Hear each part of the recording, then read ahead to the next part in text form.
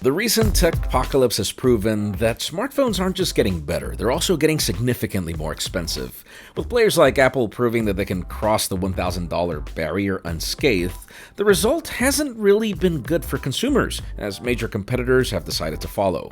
So, for those of you wondering why all the popularity over the launch of the OnePlus 6T on T-Mobile in the United States, that's because in 2018, this phone is still $100 less expensive than most flagships out there.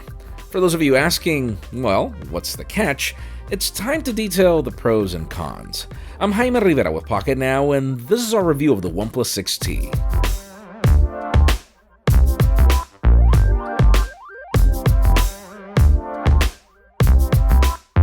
OnePlus has gained lots of popularity for its motto of being the flagship killer.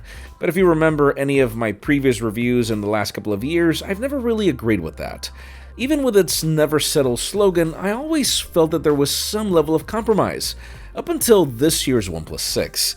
That was easily one of my favorite phones of early 2018, so you'd assume that the OnePlus 6T would build on that. And the fact of the matter is that it does for the most part, not on everything. In the looks department, it's hard to not admire the breadth of originality that OnePlus has adopted since the 5T with different coats of aluminum or glass, and even unique colors. This Thunder Purple variant is hot. The gradient goes from purple to black and even extends to the aluminum finish, and the color shifts depending on the angle that you look at the phone. The matte glass finish is not flawless in its fight for fingerprints or smudges, but it does do a better job than most. And even if I'm not a fan of cases, OnePlus does know how to make a good sandstone case to blend. It's really the little things like the mute slider that most of us praise and that makes this phone stand apart. The change you will notice is that this phone is thicker and heavier than its predecessor, but in that case, it's because it serves a purpose with its larger 3700 mAh battery. Almost everything else inside definitely makes this a flagship. We've got a Qualcomm Snapdragon 845, options for more RAM than most at 6 or 8 GB. It also starts with more storage than most, with an option that begins at 128 gigs non-expandable and extends to 256. We have dual SIM capabilities if you choose the international variant, and we also have one of the fastest charging solutions in the industry. Now, the corners cut to keep the price down begin when you ask for an IP rating. The phone is splash resistant according to the company, but we can't really tell you to what degree. And then my least favorite change is the death of the headphone jack, pretty much contradicting all the fun OnePlus has made of competitors for settling on this trend. There are some neat tricks that don't necessarily compensate, but that are welcomed. This is the first phone to bring an on-display fingerprint scanner to the United States, and it's not just fast, it learns. You'll notice that it keeps getting more and more accurate as you use it. Also fast is Face to Unlock, which surely is not secure, but crazy convenient when wearing gloves in horrible weather conditions. In between both solutions, we have one of my favorite displays on a flagship.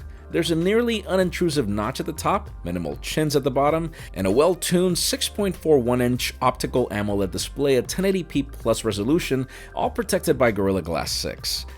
This means great color reproduction, deep blacks, and no issues when viewed from an angle. About the only thing missing for this experience to be great is stereo speakers in order to enhance content consumption. Trust me, don't muffle the speaker. Which means that I naturally drifted to the first pixel. Things I do miss are the smart approach in hiding the notch that we saw with the OnePlus 6 when watching videos in full screen. But that being said, a cool alternative is now that you can fully hide it, as OnePlus has now decided to still portray notifications in the hidden portion, and still give you the extra screen real estate for content. Hardware on this phone may not be flagship challenging. Yes, I do agree there are some things that I wish were still here, but it doesn't change the fact that hardware on this phone is great for the most part. Now, where this phone is king is in software, and notice it's no Pixel. Those of you looking for an uncompromised experience in Android, this is your phone. Sure, it may be called Oxygen OS 9.0.5, but it's nearly as stock as Android 9 Pie should be, with some minor additions to improve on the experience. The launcher offers lots of flexibility, like being able to control the grid, size of icons, and the design of these. If you're not a fan of widgets on your home screen, there's a drawer on the left where you can stack them up, or do both approaches as well. The app tray looks like the standard from Android, but if you slide from the border, there's a hidden app tray for apps you want to keep to yourself. Then there are the gestures. You can pick the typical Android navigation buttons. You can also pick to go with the Pixel Pill that is not necessarily my favorite. The one I really like most are full screen gestures, where you can set both sides to go back and then you can set the Google Assistant as a long press on the power button. And then there are other extras like gaming mode to not be bothered by notifications while you're playing, and then my other favorite, which is reading mode for those of you wanting a black and white screen while reading a book on the go. So then you ask, why is this close to stock Android if there are so many extras? Well, I've been using this phone for nearly 3 weeks and there is just no lag. OnePlus has this neat feature called Project Boost where the phone uses leftover RAM to load elements you use most on applications in order to have these load and perform faster. The company has also spent the last 2 years proving that it can give you the latest version of Android within a close range of when it gets launched on the Pixel as well. And even with the reduced earpiece, phone calls sound great, and the same goes for the speaker as long as you don't cover it. And then data speeds are epic. Our tests on the T-Mobile network for this phone have proven it to be a champ, topping even phones like the iPhone XS, which is far more expensive. Best of all, the battery life. OnePlus makes its competition look really bad on this department. This device barely sips on power while not in use, and when you do, I've ended days with enough juice to go for another. And yes, I do wish that it had wireless charging, but the fast charging is so good that really, you don't care. You can top this phone in less than an hour really easily.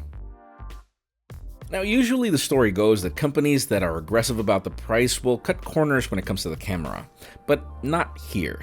Ever since the OnePlus 6, I've really praised the improvements provided. We've got the same camera combo and arrangement of the 6 with some added software enhancements. This means a 16-megapixel camera at f1.7 aperture, 1.22 microns, and a wide 25mm equivalent. There's a secondary camera at 20 megapixels, f1.7 aperture, and standard microns, but it serves more to assist the primary in certain scenarios. Photography is great. Obviously, during the day, it's hard to find the phone with these specifications that doesn't deliver. One of my favorite enhancements that OnePlus has figured out is HDR. Dynamic range on this phone is killer. In low light, the OnePlus 6T is good, almost to the level of other flagships. The smaller microns on the camera don't really help, but if you're able to hold still, Nightscape brings some long exposure love to the mix to truly match even the best smartphones. I also praise this portrait mode. I mean, you can't really edit the blur after the fact, but you might not want to do so. The results are very natural. But I wish I'd feel the same about selfie portraits. The company's HDR doesn't work with it. Surely, the idea is to blur the background, but not blow it out. Seriously, regular selfies and HDR just make photos so epic that it might be necessary for OnePlus to show some HDR love to portrait selfies as well. Video recording is pretty much like the OnePlus 6, meaning it's really good and super stable.